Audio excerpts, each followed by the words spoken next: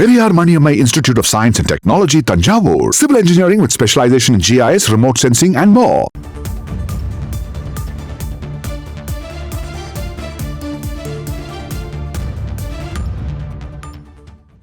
உணவு வணிக நிறுவனங்களில் பயன்படுத்தப்படும் தண்ணீரை பகுப்பாய்வு செய்து வைத்திருக்க வேண்டும் உள்ளிட்ட 14 நெறிமுறைகளை வெளியிட்டிருக்கிறது உணவு பாதுகாப்புத்துறை.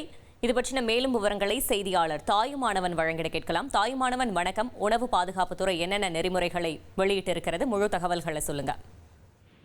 சமீப நாட்களாக உணவு கலப்படங்கள் அதிகரித்திருக்கக்கூடிய ஒரு சூழல்ல நுகர்வோர்கள் மற்றும் கடைக்காரர்களுக்கு விழிப்புணர்வை ஏற்படுத்தக்கூடிய வகையில உணவு பாதுகாப்புத்துறையின் சார்பில் 14 வழிகாட்டு நெறிமுறைகள் என்பது வெளியிடப்பட்டிருக்கிறது. உணவு வணிகர்கள் வழிகாட்டு நெறிமுறைகளை முறையாக பின்பற்றாமல் உணவு விற்பனை செய்தாலோ அல்லது தயாரித்தாலோ உணவு கடையின் உரிமையாளர்கள் மீது கடும் நடவடிக்கை எடுக்கப்பட்டு உணவு பாதுகாப்புத்துறை சட்டத்தின்படி கடையின் உரிமம் என்பது ரத்து செய்யப்படும் எனவும் அறிவிப்பானது வெளியிடப்பட்டிருக்கிறது.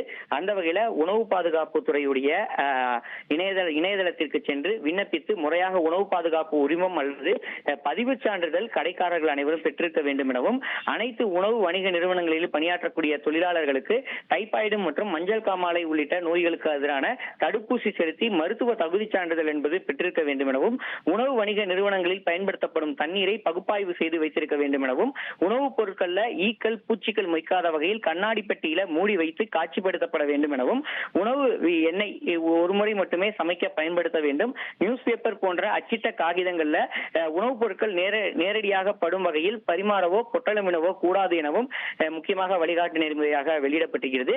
மேலும் உணவை கையாள்பவர்கள் கையுறை மற்றும் தலைமுடி கவசம் உள்ளிட்டவற்றை அணிய வேண்டும் எனவும் சிக்கன், பஜ்ஜி, கோபி மஞ்சூரியன் உள்ளிட்ட உணவு வகைகளை செயற்கை நிறமிகள் சேர்க்கக்கூடாது எனவும் உணவகங்கள்ல உணவு பரிமாற வாழை இலை அல்லது அனுமதிக்கப்பட்ட பார்சுமெட் பேப்பர் அலுமினியம் வாயில் மட்டுமே பயன்படுத்த வேண்டும் எனவும் பொட்டமிடப்பட்ட உணவுப் பொருட்கள் கொள்முதல் விற்பனை செய்யும் போது உரிய உரிமத்துடன் முழுமையாக லேபிள் விவரங்கள் இருப்பதை உறுதி செய்ய வேண்டும் எனவும் உணவு கடைகள்ல வழிகாட்டு நெறிமுறைகளை பின்பற்றாமலோ உணவு விற்பனை செய்தாலோ அல்லது தயாரித்தாலோ உணவு கடையினுடைய உரிமையாளர்கள் மீது கடும் நடவடிக்கை எடுக்கப்பட்டு உணவு பாதுகாப்புத்துறை சட்டத்தின்படி உரிமம் ரத்து செய்யப்படும் எனவும் அறிவிப்பு என்பது வெளியிடப்பட்டிருக்கிறது.